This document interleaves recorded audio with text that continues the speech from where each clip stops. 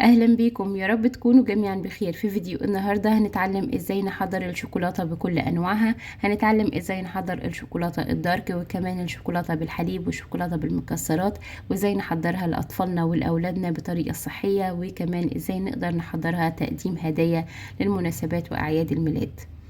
علشان احضر الشوكولاتة عندي مكونات من البيت وكمان مكونات صحية جدا.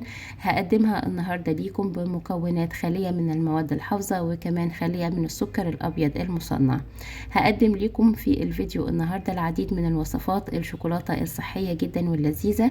اول نوع عندي ازاي احضر الشوكولاتة الدارك بنسبة 55% كوكو في البيت. عندي كاكاو خام غير محلى.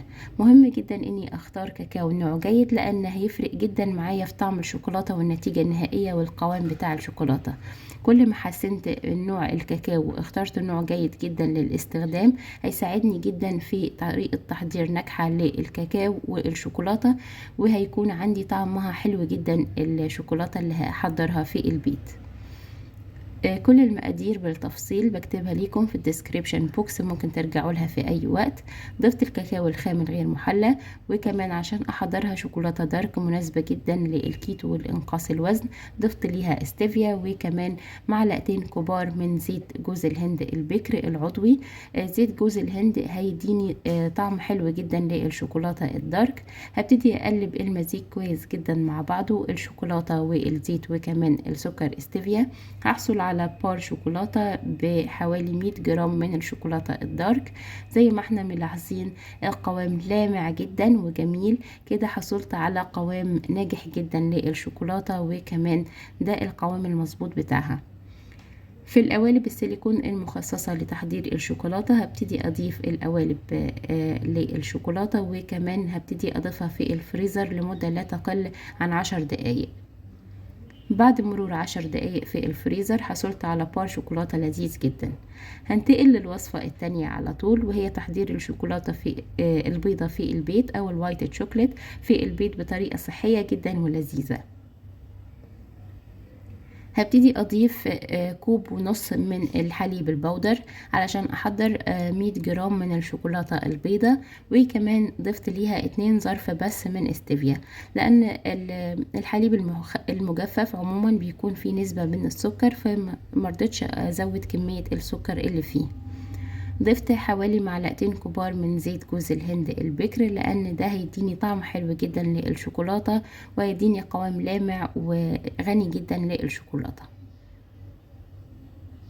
هقلب المزيج كويس جدا، وبعد كده هبتدي علشان اقدر اقلب المكونات مع بعض هبتدي اضيف معلقة كبيرة من الويبنج كريم او الهيفي كريم اللي بتتباع في الاسواق. الهيفي كريم هتديني طعم ملكي اكتر وغني للشوكولاتة البيضة، وفي نفس الوقت هتساعدني على دمج المكونات الجافة مع بعض.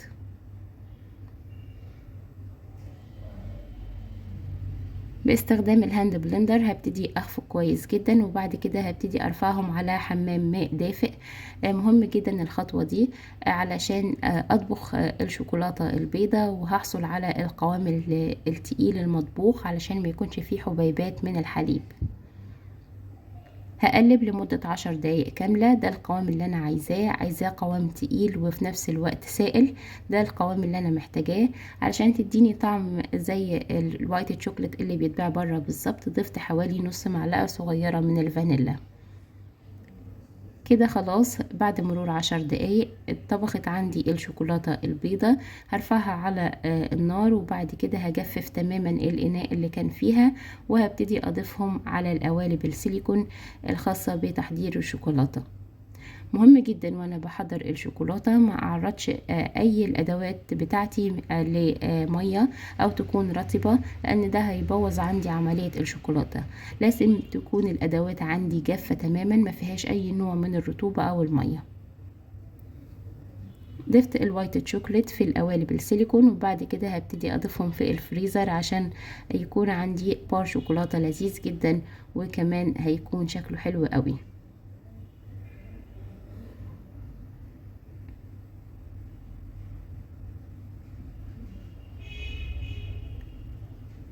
وكده بعد مرور 10 دقايق في الفريزر حصلت على بار شوكولاتة ناجح جدا وصحي، مفيهوش اي سكر مصنع، وكمان قوامه لذيذ جدا. بندخله في العديد من الوصفات الصحية. تابعوا القناة هتلاقوا كتير من الوصفات الصحية اللذيذة جدا اللي ممكن تحضروها، وافكار كتير للسناكس الصحية ما بين الوجبات.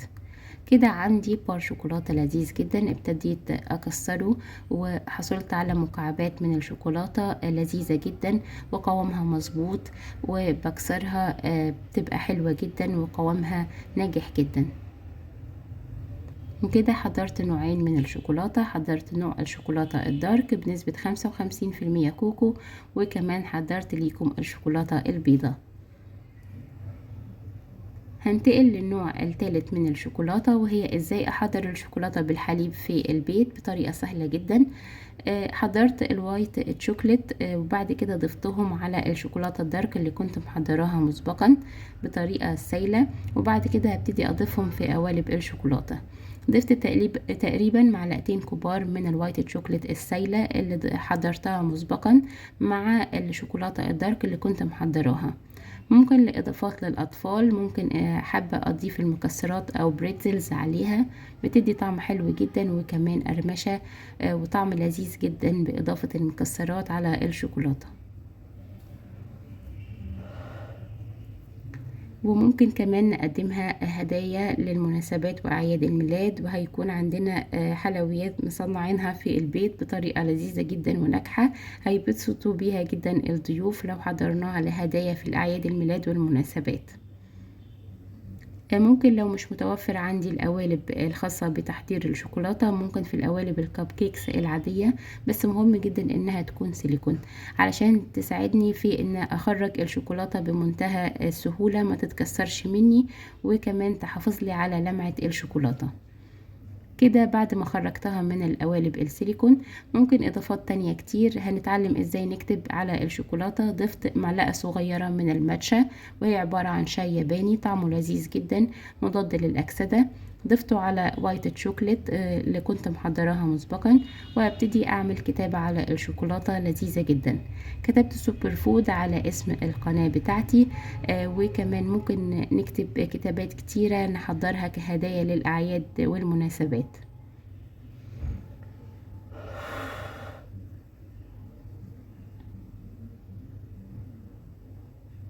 وكده شكل الكتابة على الشوكولاتة بطريقة سهلة جدا ولذيذة، حضرتها في البيت بمنتهى السهولة. قولولي أفكار ازاي تحضروا تزيين الشوكولاتة في البيت، وأفكار تانية كتير. قولولي تطبيق الشوكولاتة كمان في الكومنت، وعملت معاكم ايه النتائج. وكده حضرت الشوكولاتة بأنواع مختلفة وعديدة. حضرت ليكم الشوكولاتة بالمكسرات، وكمان الكتابة على الشوكولاتة بطريقة لذيذة جدا وسهلة. حضرت ليكم الشوكولاتة الدارك بنسبة 55% كوكو، والوايت تشوكلت والشوكولاتة بالحليب. جربوا أنواع كتيرة من صنع الشوكولاتة في البيت، هتستمتعوا جدا بتحضيرها في البيت وبطريقة صحية. وأشوفكم على خير في وصفات جديدة.